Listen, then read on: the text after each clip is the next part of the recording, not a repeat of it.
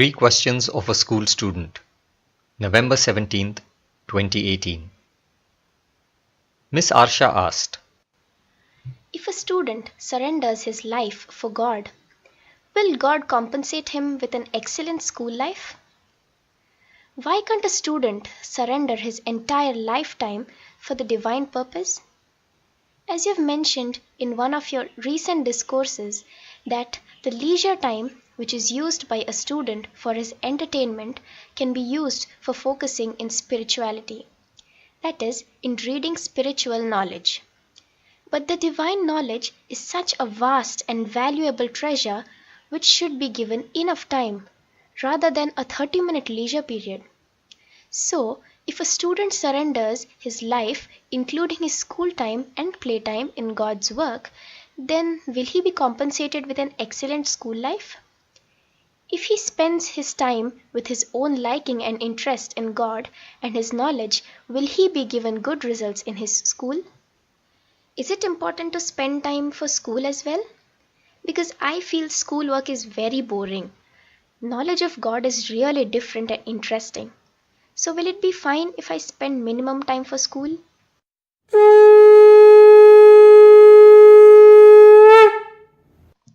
Swami replied, the most important part of spiritual knowledge is to realize that we are not God originally. After that, it is important to study the personality of God. This means we should study how He behaves with us in response to our behavior with Him. Our behavior is based on our worldly qualities, called durgunas, while God's behavior reveals His divine qualities, kalyana gunas. Studying His behavior towards us, we can know whether God is pleased or displeased with us. But for this purpose, a clear understanding of spiritual knowledge is necessary. Studying spiritual knowledge is only a side activity for a normal worldly soul. We know very well that we are just normal worldly souls. Our worldly duties are tied to our worldly fascinations. Since studying spiritual knowledge takes up some time and effort which could interfere with our worldly duties, we can only treat that spiritual study as a side activity. Here we are not discussing about the special souls who are born here with a lot of divine background for the sake of working in divine programs. Such souls can be counted on the fingers. Hence, this message is for the majority of humanity which is trying to develop spiritually in life. This message is not meant for those scholastic special souls who do not require any instructions. This message is also not required for souls at the other extreme who are totally absorbed in their worldly fascinations alone. Effort is not necessary for the souls who have already succeeded, and also for the souls who do not even have the slightest possibility of success. Keeping Arjuna as the representative of these middle path souls, God preached the Gita to him. Such souls are said to be eligible for the instruction of spiritual knowledge in controlled quantities without affecting their worldly life. They are said to be karmadhikaris. This path should be followed by the preacher, especially when the receiver is a student working hard to get settled in his worldly life in the future. Settlement in worldly life is very important for normal souls like us, since we are not those climax devotees. For the climax devotees, God takes up the responsibility of even their worldly life. Hence, we should concentrate completely on the aspect of getting settled in our worldly life in the future. This settlement in worldly life is the basic stage for our future spiritual development. The only problem is that we do not know how long we will live. So it is better to start the effort for getting spiritual knowledge from childhood itself. It can be done in a way that doesn't interfere with our efforts of getting established in our worldly life in the future. Hence, spiritual knowledge can be taken as a limited side activity. That way it will not disturb our main worldly effort. We can thus study spiritual knowledge only in our leisure time. In any case, even if we do not take up this spiritual activity, we are sure to take up some other worldly activity in our leisure time. Any activity taken up for leisure must be totally different from the main activity that we do. Only then can it provide the change that we need. If the leisure activity is also like the main activity, we get bored. The spiritual activity is related to the unimaginable domain. The main worldly activity is related to the world, which is the imaginable domain. Hence, the spiritual activity, which alone is totally different from the main worldly activity, is the best leisure activity. Besides, since this spiritual activity is being done only as a leisure activity, which is inevitable in any case, there is not even a trace of damage to the main worldly activity. All other leisure activities, like watching worldly movies, reading worldly books, and engaging in worldly gossip, are not as good, because they too are worldly, like the main activity, and hence they cannot provide us with much of a change as the spiritual activity. Until the soul gets settled in worldly life, limiting the study of spiritual knowledge to one's leisure time is appropriate. After settlement in worldly life, one must take this spiritual activity as the main activity internally. Externally, the worldly activity can continue, but it might not need too much effort. This is because after gaining a lot of experience and skill throughout one's life, one can maintain the worldly activity as much as necessary with minimum effort. Finally, after retiring from worldly activity, one can make the spiritual activity as one's total activity. At this stage, one should detach from the worldly activity internally as well as externally. The leisure time activity discussed above should not be confused with sports and physical exercise, which are essential for sound physical health, which in turn is related to mental health.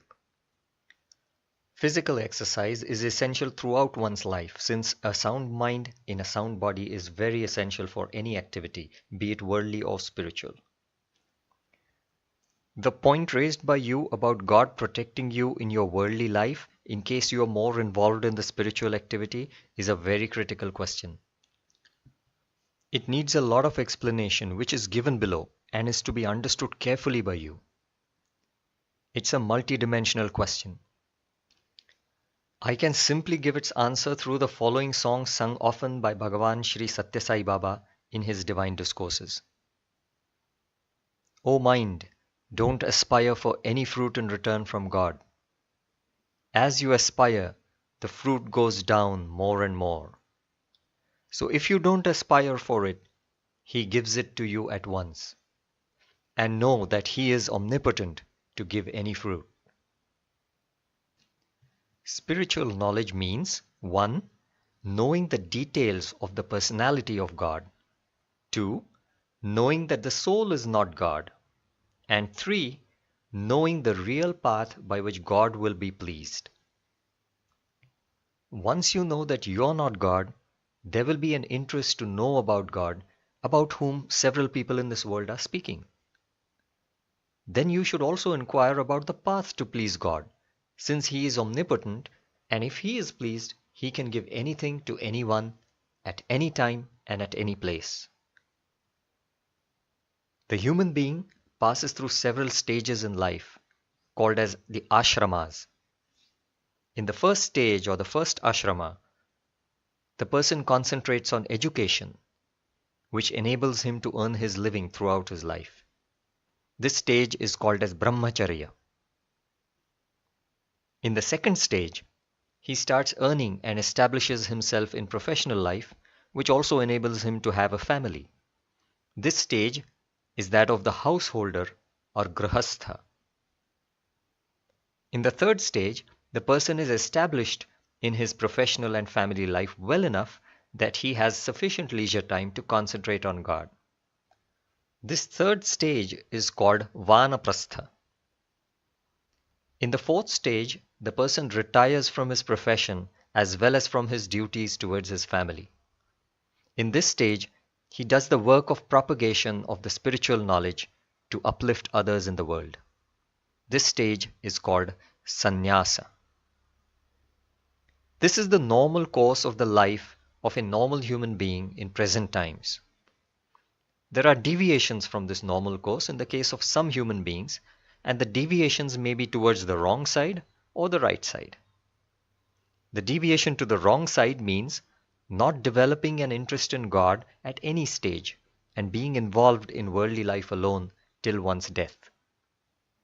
The deviation to the right side means getting more and more interest in God and concentrating more and more on spiritual life. There is no stipulated time or stage, as mentioned above, when one develops an interest in God. Any human being may develop an interest in God at any time. Generally, such interest comes due to a spiritual inclination in the person, owing to the soul having led a spiritual life in the previous birth. A person may also develop an interest in God due to a congenial atmosphere around the soul given to him by the grace of God. That congenial atmosphere around the soul is granted based on the soul's spiritual life in the previous birth.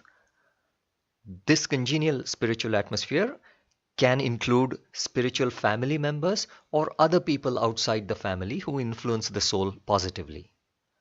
In any case, getting such a congenial spiritual atmosphere is indeed the greatest fortune of the soul. When the soul develops an interest and attachment to God, it naturally brings detachment from worldly bonds. No soul should try for worldly detachment directly. It is not only impossible, but it is also a total waste. The detachment from the world should come indirectly due to the attachment to God.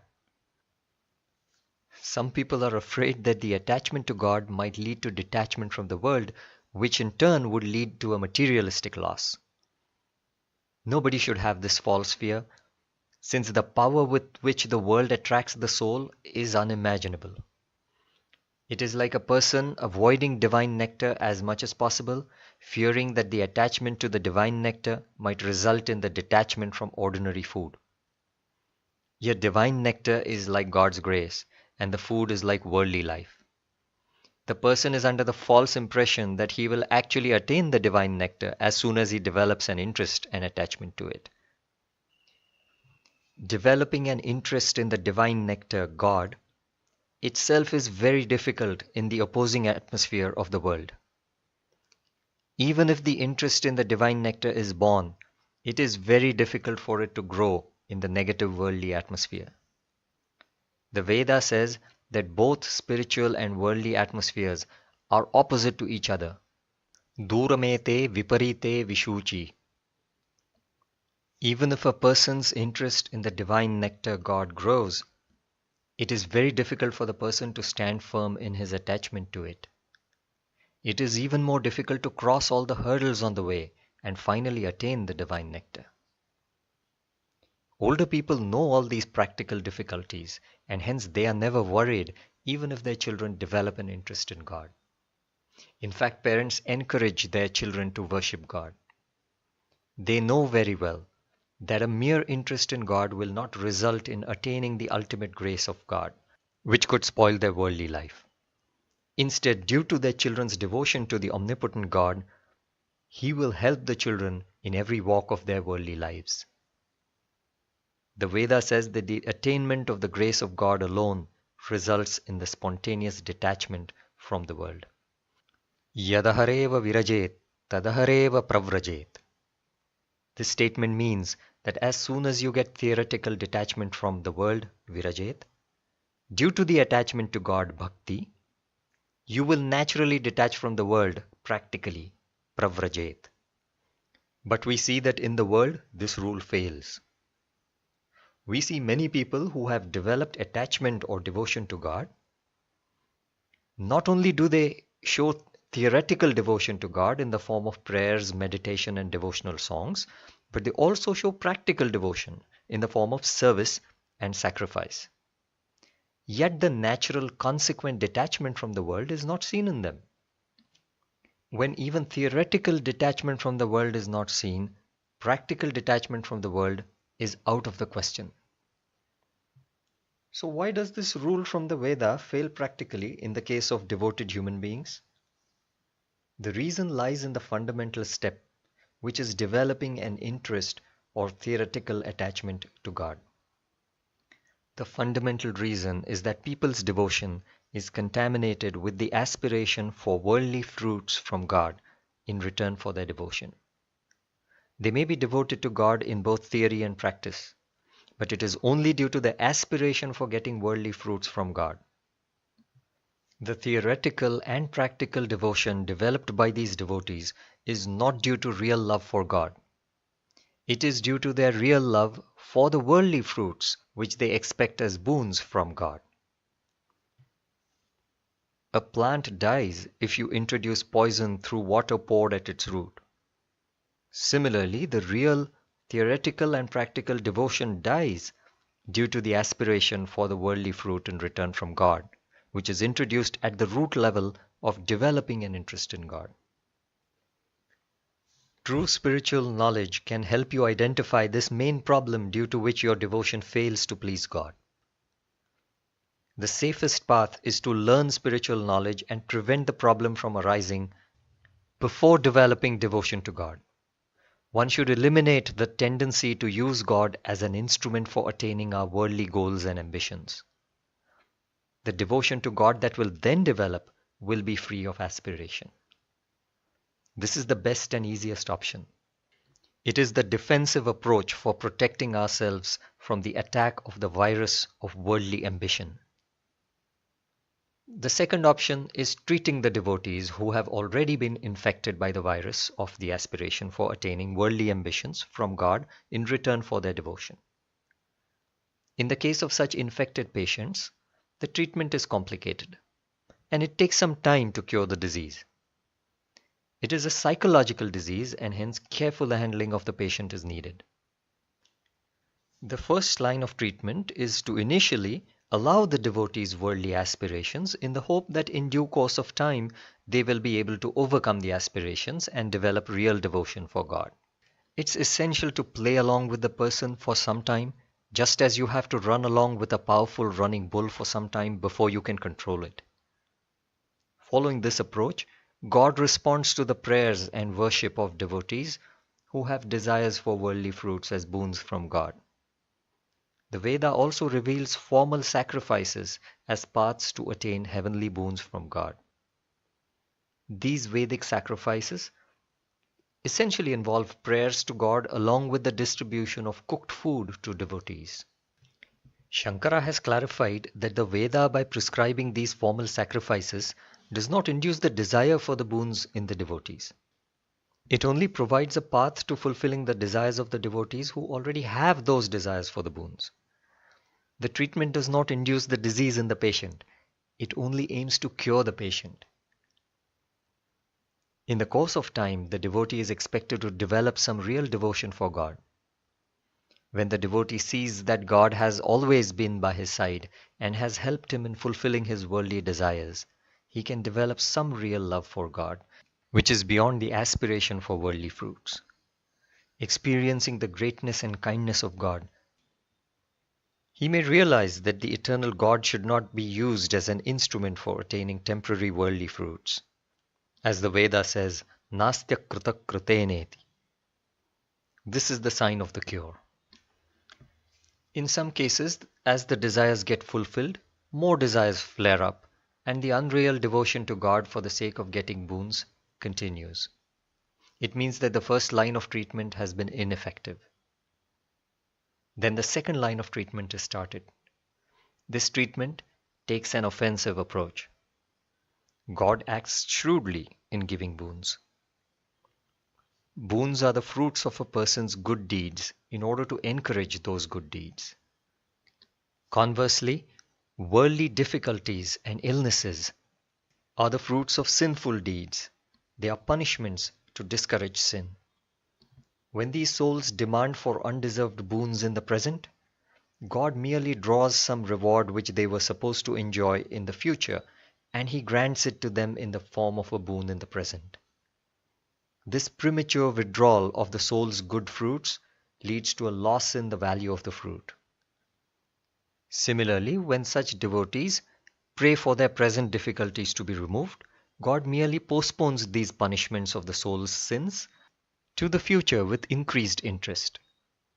Thus, in this second offensive line of treatment, God ensures that even if the souls do not get cured of the disease of worldly ambition, neither he nor his constitution is exploited by them at any time. There are two categories of souls who need this second line of treatment to cure their worldly ambition. The worst category of souls try to get practical boons from God in exchange for their theoretical devotion to Him. They only worship God through verbal and mental forms of worship, such as prayers, meditation, and singing of devotional songs. Yet they expect practical boons from Him in the form of health, wealth, and protection. Such devotion is the worst kind of devotion, and it is called as prostitution devotion. A slightly better form of devotion is to try to get practical boons from God in exchange for their practical devotion to Him. In other words, apart from theoretical devotion, the devotee practically donates some money for God, but expects much more in return. This is called business devotion. Both prostitution devotion and business devotion are forms of unreal devotion. In both forms, the devotee's real devotion is only for the worldly fruits and not for God at all. The best possible devotion available in the world is issue devotion, which is the devotion to God as a parent is devoted to his or her child. Parents not only love their issues theoretically, but they also practically serve their child and sacrifice the fruit of their work, which is money, to the issues. The practical devotion is the proof of their theoretical devotion to their children. Their theoretical and practical devotion to their children is free from the aspiration for any fruit in return from the children. The parents continue their practical devotion even if the children behave badly with them. At the most, the parents may scold their children for behaving badly, but there is no change in their practical devotion to the children. In this issue devotion, it is very important to keep God in the place of the issues and to keep ourselves in the place of the parents, not vice versa. In other words, we should always practically serve God and sacrifice our money for God without expecting anything in return from Him, and we should continue the practical devotion even if He responds negatively to us. This issue devotion should be taken as the guiding path for how our devotion should be. In issue devotion, we see the essence of true devotion, which is theoretical devotion and practical devotion involving service and sacrifice, without aspiring for any fruit in return. In real life, when parents scold their ungrateful children for their bad behavior, it shows that the parents have lost the theoretical devotion for their children. But in the case of God, we must be very careful about maintaining the purity of even our theoretical devotion along with the practical devotion. We must remember that God is in no need of our service or sacrifice, and that the practical devotion is only the proof of our theoretical devotion. There's another important point to note in the context of freedom from aspiration for worldly fruits. Worldly fruits mean not only the fruits that are to be enjoyed by us in this world, but also the fruits that are to be enjoyed in the upper worlds. The aspiration to escape from the punishments of our sins in hell and the aspiration to enjoy in heaven without doing good deeds here are also to be avoided. In this second line of treatment for curing the worldly ambitions, it is clear that our good fruits get exhausted and the bad fruits grow more and more with increasing interest. The soul only goes deeper and deeper into difficulty, and there seems to be no escape for the soul. How can it be called a treatment then? Actually, no matter how much the pending punishments grow with interest, one need not fear.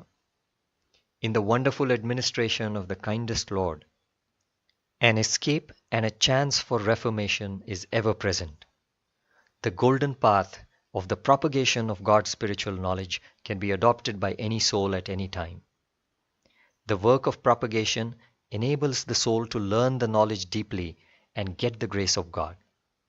As the soul learns and propagates God's spiritual knowledge, his misconceptions are eliminated.